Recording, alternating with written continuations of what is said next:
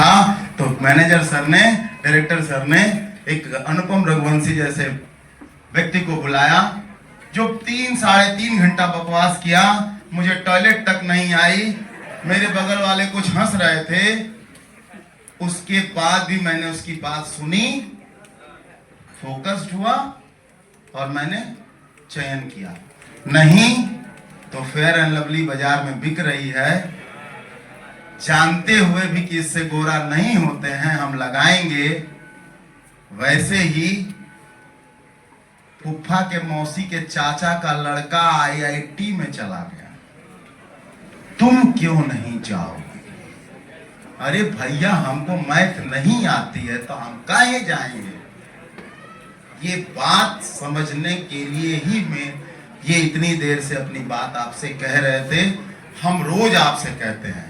और हाँ तो भैया आपने इंटरेस्ट पूछा तो इंटरेस्ट तो बुलेट में है, इंटरेस्ट तो रील में है, और रील वाला ज्ञान देता है ये पढ़ने से क्या रखा है, देख मैं रील बनाता हूं हजारों कमाता हूं। लेकिन जो भैया ने कहा कि 2-4 साल के बाद वो रील देखने वाली जनरेशन खत्म हो जाएगी, वो कहेगी पागल है, ये क्या बेवकूफ बना।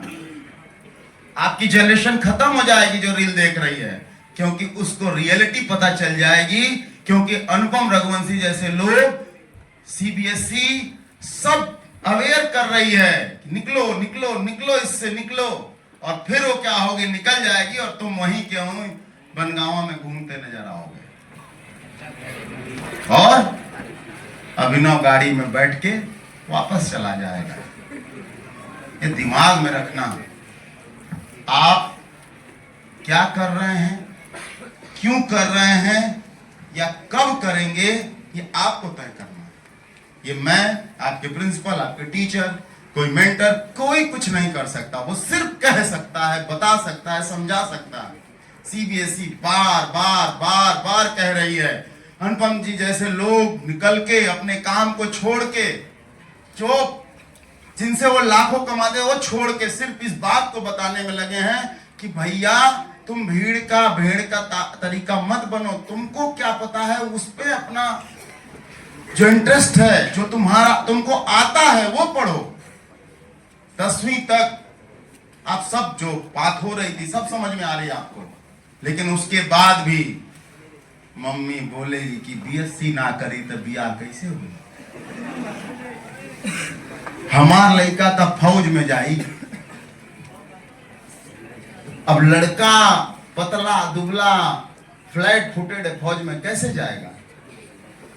लड़का भी कह रहा है कि नहीं ठीक है पापा सही कह रहे हैं, पापा को बेवकूफ बनाना बंद कीजिए। वो मैथ वाले सर अच्छा नहीं पढ़ाते हैं ना, समझ नहीं आता है पापा, इसलिए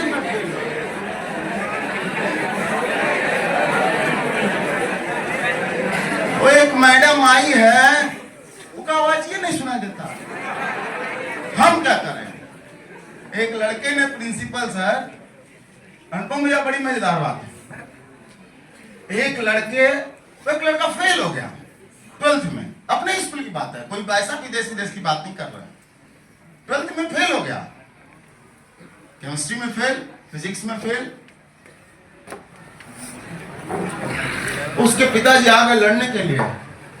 वो बेचारे किसान आदमी मेहनत करके पैसा कमाए थे, फीस दिए थे, ट्यूशन पढ़ाए थे, सब कुछ किए थे। लड़का भी बताता था एकदम बाबूजी सब सही चल रहा है, आप बिल्कुल चिंता मत कीजिए। रिजल्ट आया फेल, तो कहा देख नहीं रहा मार्कशीट पर, स्कूल वाले हमको 7 नंबर दिए हैं।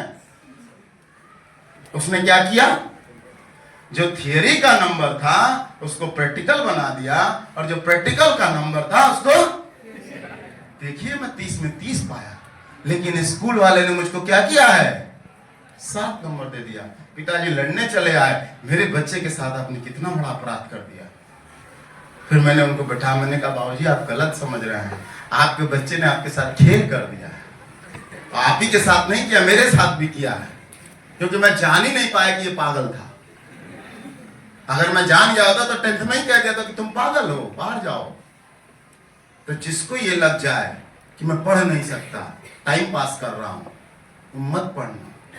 लेकिन जिसको जिसको ये लगता है कि मैं पागल नहीं हूं, मेरा दिमाग बिल्कुल ठीक है, मैं किसी से प्रभावित नहीं हूं, मेरे मन में जो बातें आती हैं वो मेरे परिवार को लेकर आती हैं, मेरे मन में जो चल रहा है, मेरे दिमाग में जो चल रहा है, वो वही जो भैया ने कहा कि गरीब पैदा होना गुनाह नहीं है, गरीब मर जाना गुनाह है। मुझको इसको बदलना है। मेरे पापा ने मुझे भले गेहूं बेच के पढ़ाया है, सिचनी कर करके अपने आप को बिल्कुल ठंड में मार दिया है, लेकिन मैं एक दिन पापा को यूएस ले जाऊंगा। आपके यहीं कोपा की एक बच्ची है, लार्सन एंड टूब्रो में है सर। पापा मम्मी तो छोड़िए, मुझे भी बुलाती है। पापा नहीं जा रहे थे, बोली सर समझा दीजिए पापा को कि जरा आ जाएं, कम से कम ये तो देख लें कि मैंने क्या पाया। कोई ऐसी बात नहीं है जो नहीं हो सकता। और उसकी कहानी इसलिए आज कह रहा हूं, रियल कहानी इसलिए बता रहा हूं, उसके बाद बात खत्म कर देंगे। वो जो सर भैया कहे ना डिप्रेशन, वो नहीं सेलेक्ट हुई आईआईटी में। बहुत ब्रिलियंट स्टूडेंट थी, 95% नंबर आया था 12th में।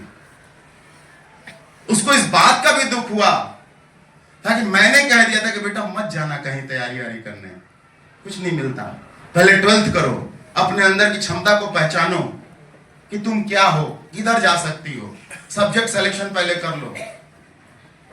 उसको इस बात का भी डिप्रेशन था कि काश मैं चली गई होती।